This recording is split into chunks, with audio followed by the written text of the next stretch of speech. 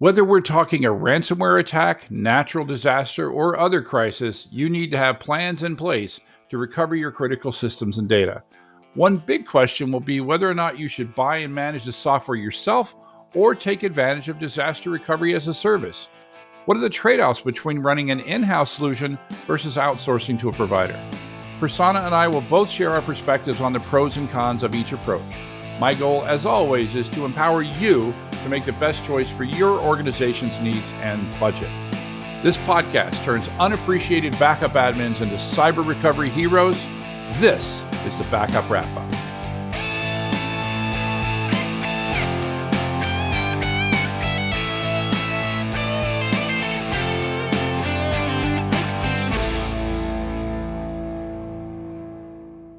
Welcome to the show. I'm W. Curtis Bryson, aka Mr. Backup, and I have with me my deluge consultant, Prasanna Malaiyandi. How's it going up there in the Northern California? So today it's sunny and clear skies, so I can't complain. It's a complete shift from what it was Sunday all day, where we had, I think it was like 4.5 or 5 inches of rain and 55-mile-per-hour gusts of wind. I lost power for a couple hours, ended up hanging out in the car to most expensive cell phone charger in the world. Yeah, but that was a pretty good one. Yeah, it hasn't been it was, well, other than the fact that I'm dealing with a new minor roof leak. I'm super excited about that. We got, I looked at like LA, and there were parts of LA that got 3 or 4 inches in an hour. We got 3 or 4 inches over the weekend, which is a significant difference, right? Because it's both, the amount you get and how long you get it, right? And so I haven't seen too much, although I've talked to at least 4 people that lost something so far in the storm, right? I talked to somebody that lost a car, and 2 people that lost an apartment, and 1 person that lost their house, and they do not have flood insurance. So that's not because good. Who thinks in California, I don't need flood insurance. It barely ever rains here. I mean, there's a song. We wrote a song about that, right? It never rains in California. But speaking of reasons that you might want to have a disaster recovery plan. Right on topic, right? It's almost as if Mother Nature planned it. Exactly. So, we've been covering DR here for 4 weeks. This is actually our part 5 because it's such an important concept. And last time, we talked about, whether or not you wanted to do a cold site, warm site, hot site. And now this is, even a more, just as, if you will, foundational concept. And that is whether or not you want to use basically use some software, run it in your organization, whether you run it on-prem or you run it in the cloud, or if you want to use some type of DR service. I think it depends on whether the organization has the skill sets or even values disaster recovery.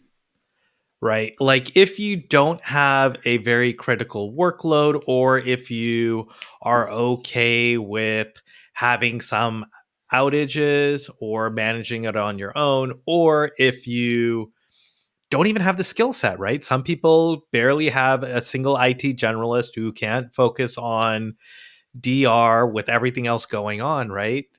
I think depending on how the organization, like what they're composed of, I think that sort of helps dictate like whether they should even try to build it on their own and run it on their own, versus is it better for them to go towards like a managed provider? Yeah, I think that's a perfect way to look at sort of the first idea as of, backup is hard, right? Recovery is harder, right?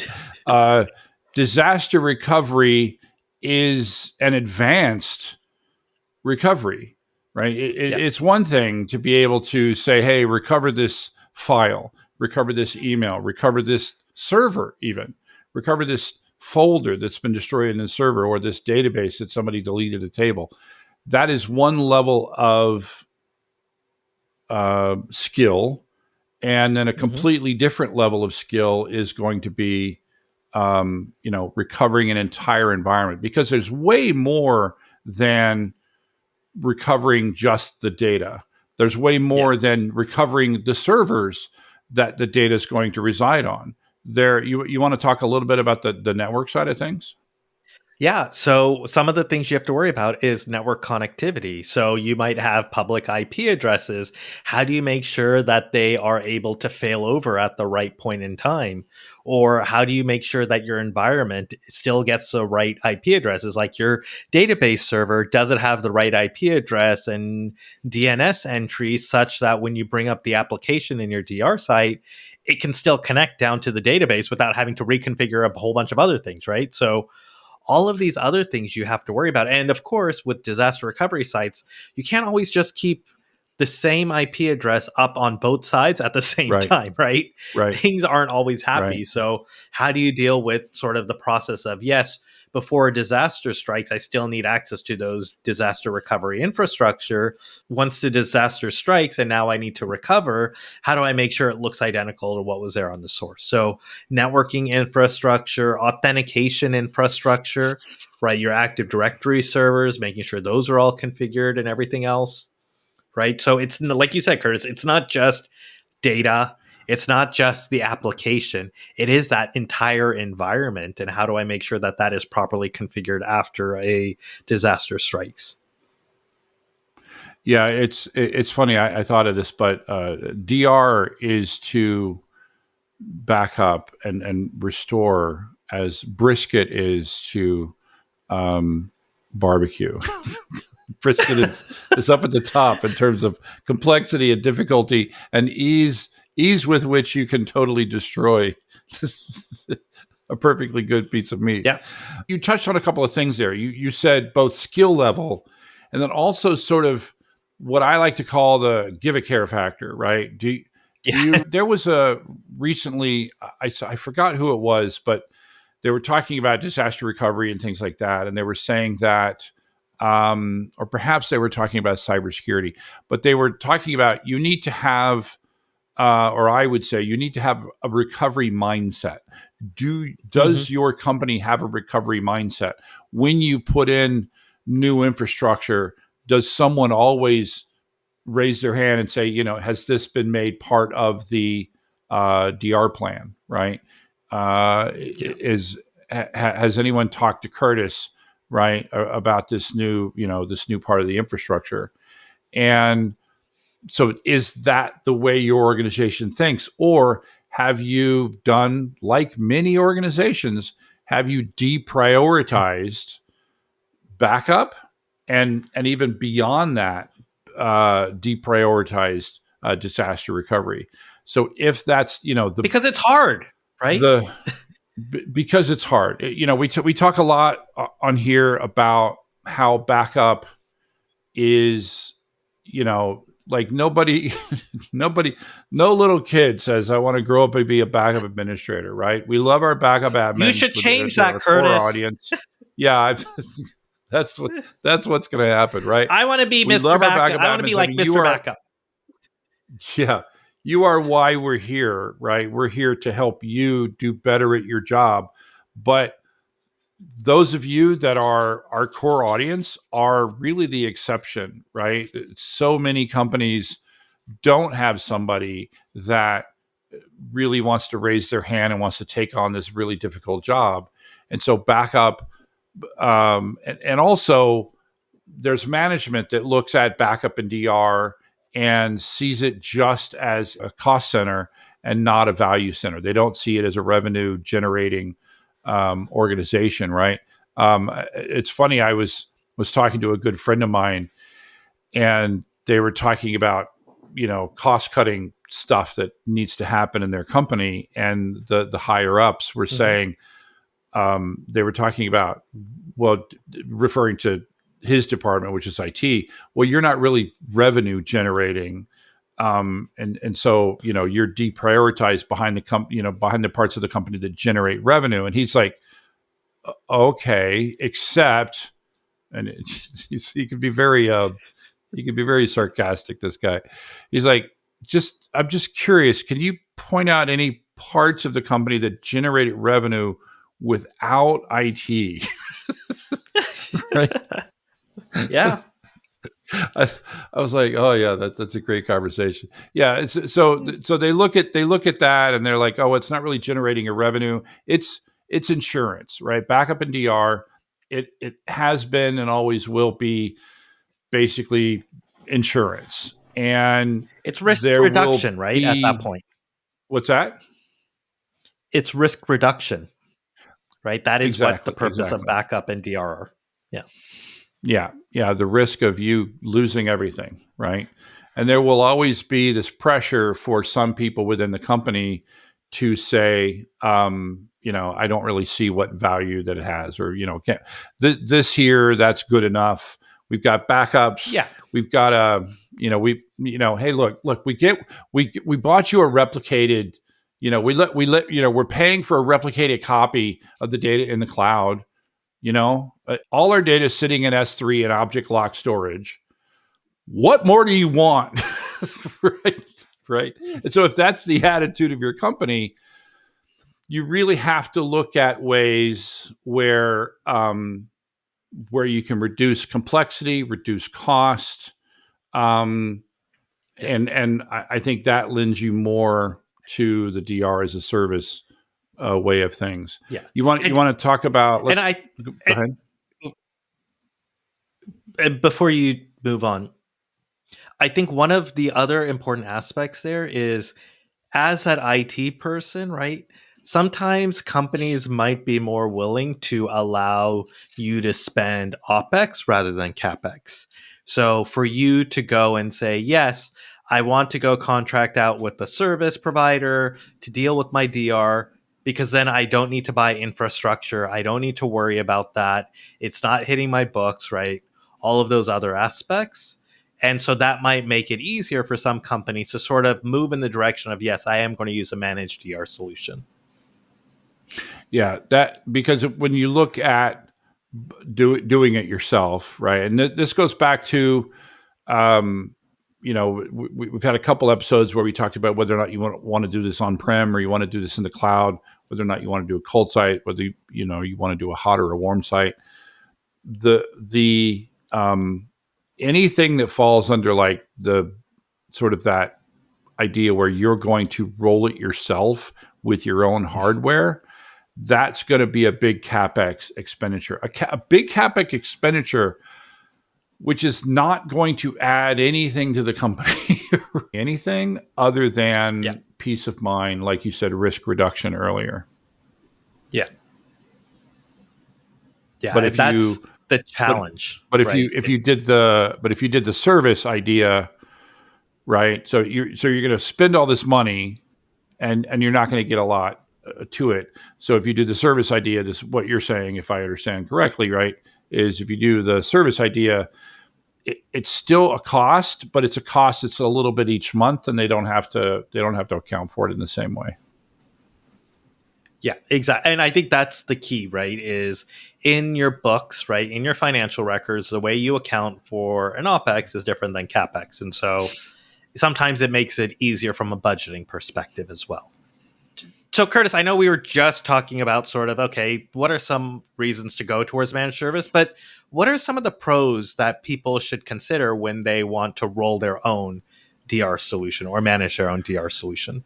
Control, right? And this is control in many aspects, right? So you get to control exactly what hardware is used. You get to control where that hardware is. You get to control how that hardware is accessed from a both a physical aspect as well as a cybersecurity aspect. You get to control. Let me rephrase. You get to know right? And this is a big, this is know You got to with like touch, feel, and italicized hug. and underline. Well, you know, no, you get to know exactly where that hardware is and isn't. I'm alluding to the OVH disaster Yeah. where people paid for physically separated backups and they thought they had physically separated backups. And it turned out that just meant that the servers were over in the corner in the same data center. When you buy your own hardware, you decide exactly where that hardware is going. And so you know exactly where it is. You know, you can touch it. And yeah, you And alluded to it earlier, yeah. like, you know, you got this touchy feeling. There is a control aspect. And those who have I told you my control freak knock knock joke? No. So knock knock. Who's there? Control freak. Now you're supposed to say control freak who? See, that's it. That's the joke. So that's my control freak knock knock joke. Um, if this is sort of alluding to what I said in the beginning. If your attitude towards the cloud is one of fear, uncertainty, and doubt, right? I interact with people on LinkedIn. We just have a different opinion about the cloud. You know, anyone who's listened to this podcast knows that I'm very pro cloud. And I was that way before I worked at Druva. I'm now that way after having worked at Druva.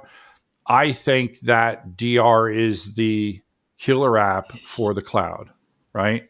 And I know, so you're rolling your eyes a little bit, and I know that not Yep. everybody can do the cloud, but let me go back to my point, okay? And that is, if you think the cloud sucks, right? If you think it's insecure, if you think it's costly, if you think it's whatever, if everything you think about the cloud is just negative, then you're not going to want to do DR as a service because it's most likely going to be done using the cloud. Now, there probably are some MSPs that will run a DR as a service with your own hardware. Yep. But that's a in this conversation, mainly we're talking about either doing it with your own hardware or doing it in the cloud as a service. Yeah. Now, what was with the big grin? So I want to know what yeah, that was no, about. the big grin was there are other pros to running your own DR. I know you alluded to some of it, right? When you were just talking right now, Yeah. it's if the cloud cannot run your workload, then it doesn't make Yeah. sense to have a cloud DR, right? So you might have an application or an operating system or some specific hardware that is not compatible with the cloud version, right? In which case you're going to roll your own. So that's kind of one thing. The other case for rolling your own is you may not have the ability to move all your bits into the cloud. Like just the amount of data you have, the change Just rate, from a other physics things, perspective. physics. Yeah, from a physics perspective, Yeah.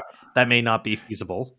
Uh, the other thing also is you might need, based on regulatory requirements, to always have two DR sites.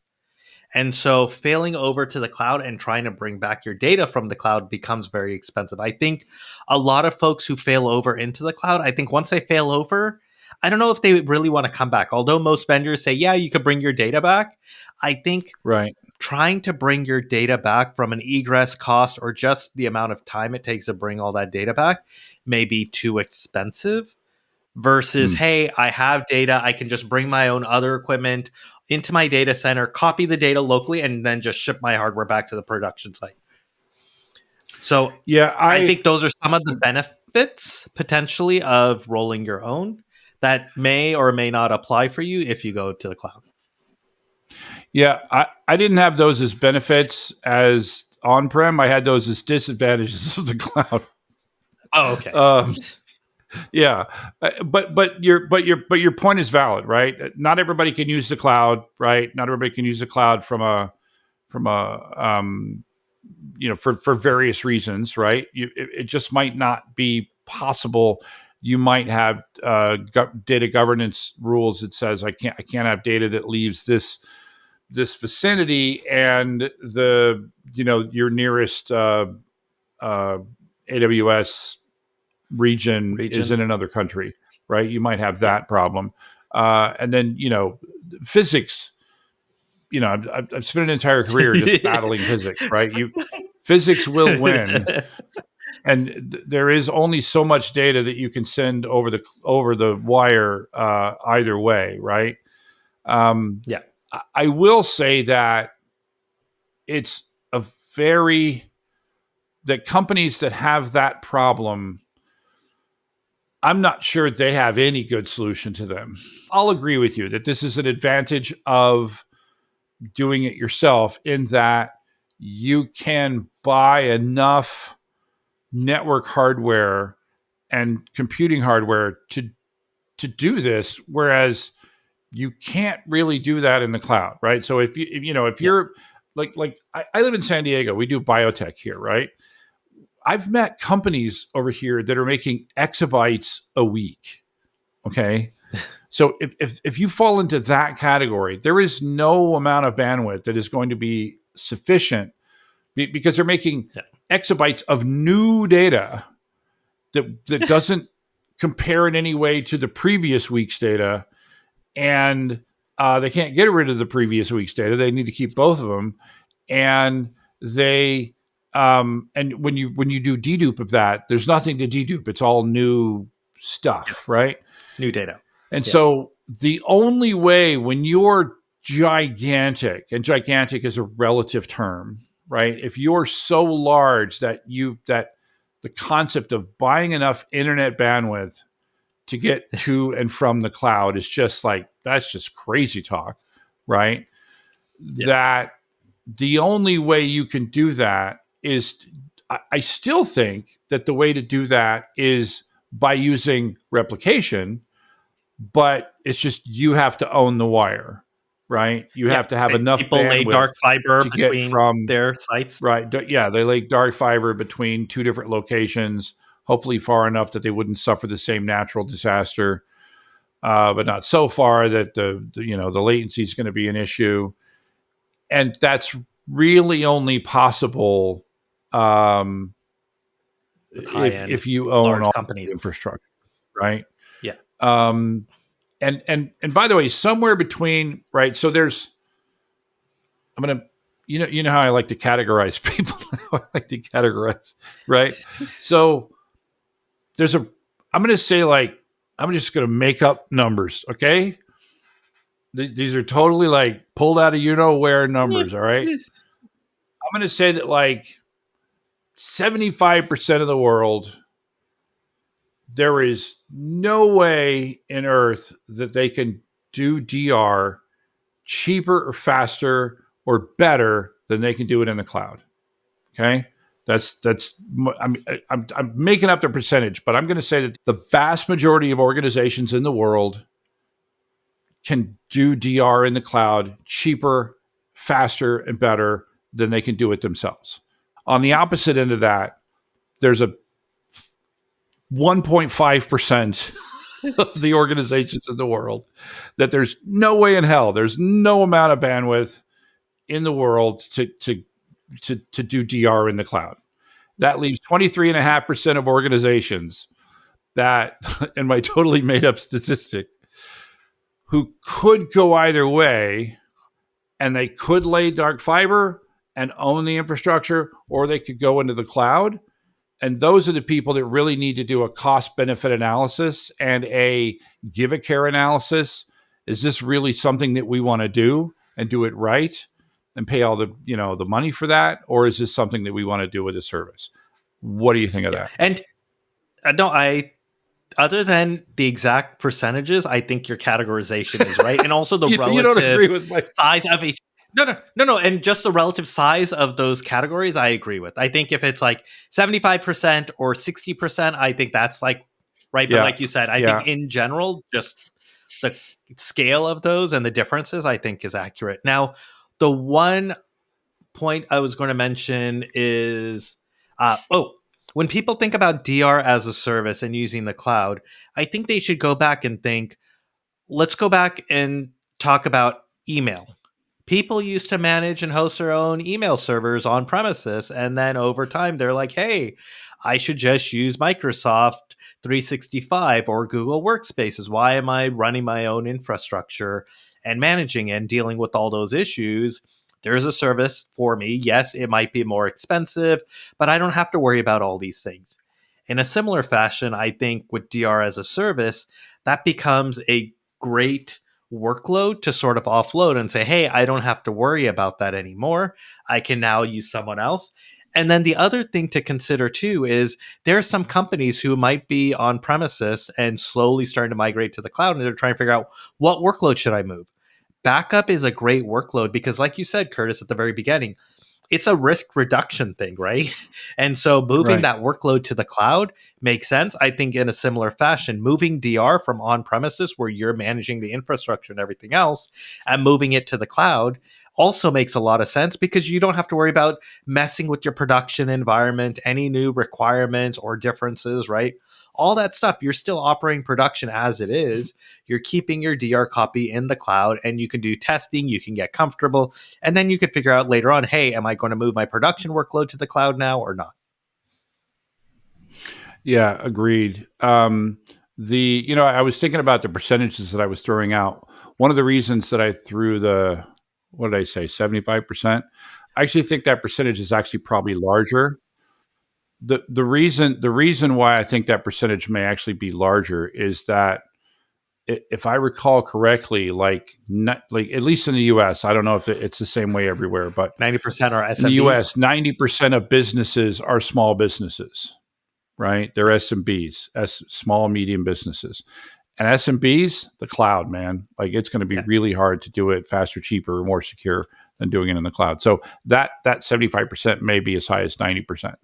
Regarding the you know DR and backup being perfect workloads in the cloud, I agree with a That's why I caveat, said it. and that is with a caveat, and that is I don't agree if all you're going to do is lift and shift, right? Yeah. If all you do is take your net backup server, your Veeam server, and just move it into the cloud, that is not necessarily going to add any value to your organization. In fact, all it will do, for the most part, is add cost.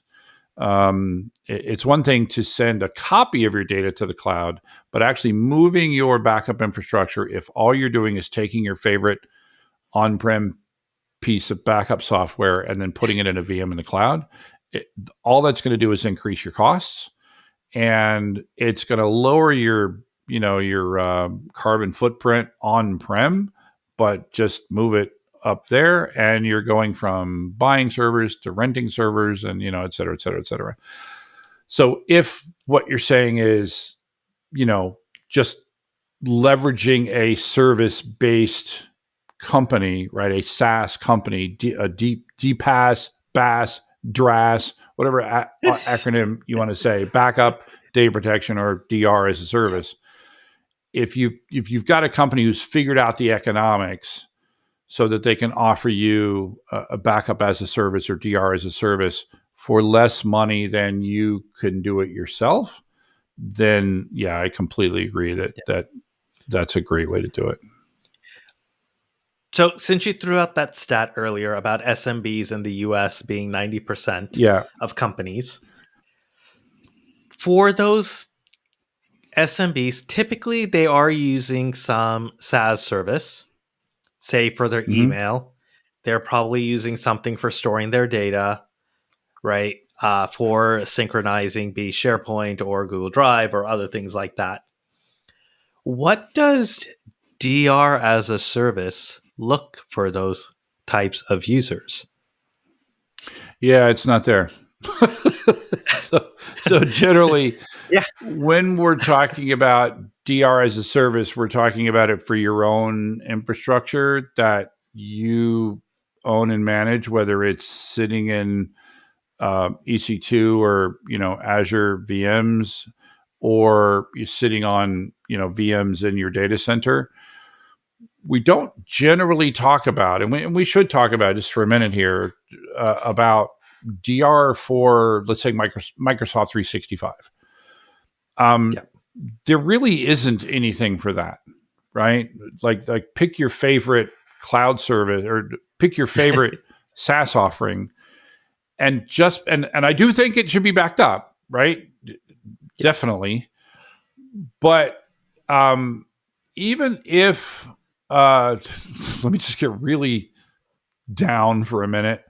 Let's say you've been doing what I said, and you're backing up Microsoft 365, and then Microsoft goes out of business tomorrow. There is no direct way to restore that data to anywhere else other than Microsoft 365. You could probably, assuming your backup software has this ability, create PSTs of each user and then import those to something like Google Workspace. Yeah. And but like I think of Salesforce. Is there any way to download that data? Like at least with 365, one of the typical restore options is to restore to a PST. But you think like Salesforce, is there a restore option in any of these products other than to restore into Salesforce? I don't know. Not really. You know what? This is a great Or question, Prasanna. I think that everybody should go ask that question of their vendors. yeah. It's something that we don't think about, but might be a huge blind spot. Yeah. There's no might. It's a huge blind spot. There's no might about it. One other area, and this is quite possibly the area as to whether or not you think a SaaS-based backup or DR system is appropriate for you. And that is your opinions about security in the cloud or security in the data center. I will give you my opinion. Feel free to use your own. And I'd love to hear your opinion.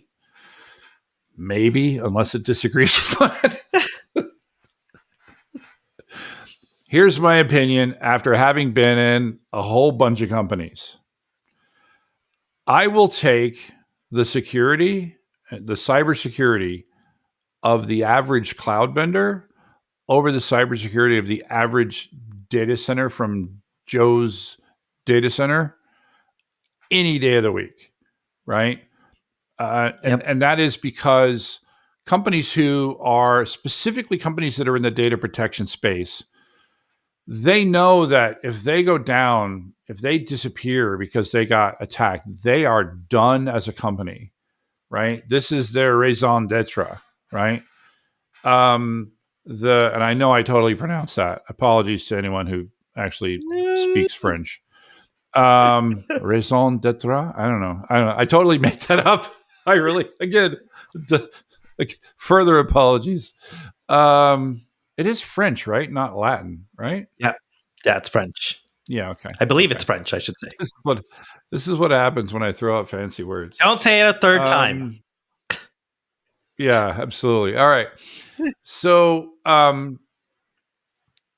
yeah, they know it is their entire reason for being, right? So they know they have to get cybersecurity right, and they're making money on this. This is the reason for their company versus your company may or may not see cybersecurity as like the only thing between you and the wolves, right? Yeah. And so it's sort of like what we said earlier about backup and DR. Where does cybersecurity fit in the realm of things? Hopefully it's in the fore because of everything that's been happening recently.